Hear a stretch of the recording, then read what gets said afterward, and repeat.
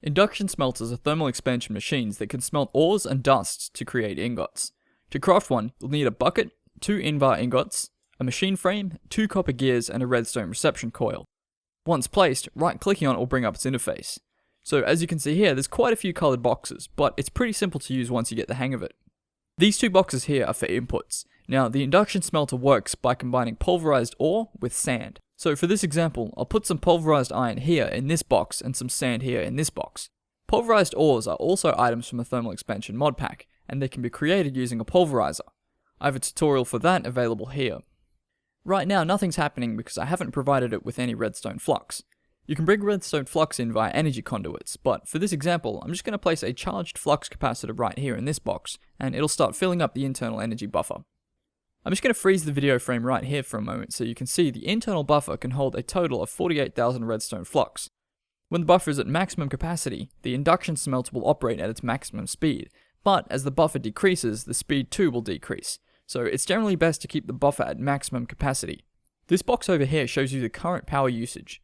40 redstone flux per tick is the maximum speed. So as we can see now that the video is running again, for every 1 piece of pulverized iron, we're getting 1 iron ingot, which will appear here in this double red box. And occasionally we're getting 1 piece of slag, which is showing up here in this single yellow box. Now slag really isn't that special, it's just a byproduct of smelting iron ore. It can be cooked in a furnace however to make rockwool, which can be a good item for decorating, but we're not going to cover that here in this tutorial. If we repeat the previous process, but this time we'll use iron ore instead of pulverized iron, we'll occasionally get a different kind of slag, called rich slag.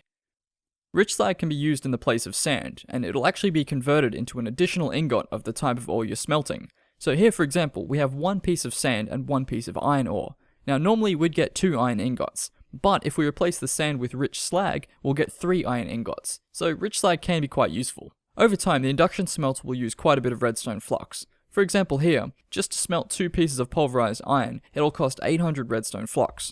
But if I want to smelt an entire piece of iron ore, it'll cost 3,200 redstone flux. So on its own it's not too bad, but over time it will add up, so always make sure you have plenty of redstone flux available. On its interface, this button here will let you access the configuration screen. Here you'll be able to see all of the different configurable faces. The front face has a rectangle and a blue box on it, and it'll appear in the middle. From there, the rest of the faces are positioned relative to that face. I'll change the colors to blue as I go, just so you can see. This one here is the top face, this one here is the left, this one here is the right, this is the bottom one, and of course this is the face on the back. There are a total of 6 colors you can choose from. If you set a face to the blue color, it'll allow items to enter the induction smelter, and they'll end up in either of these 2 input boxes. If you set a face to the orange color, any items in either of these 2 boxes will be output via that face. If for some reason you want to specify exactly which box on the interface you want the items to be directed to, you can use some of the other colors. For example, I have this chest here with some sand in it, and then this chest here with some pulverized iron in it. I want them to enter the induction smelter separately and end up in these 2 separate boxes.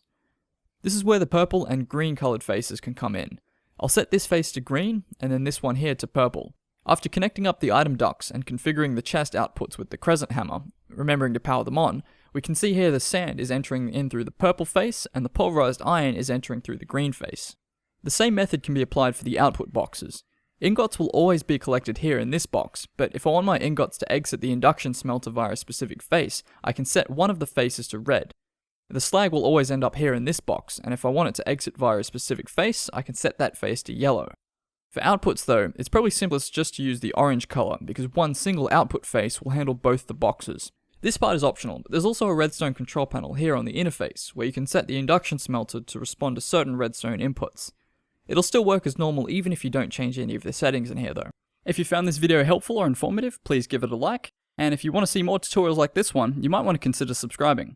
If you have any questions, please post them in the comments, and have a great day!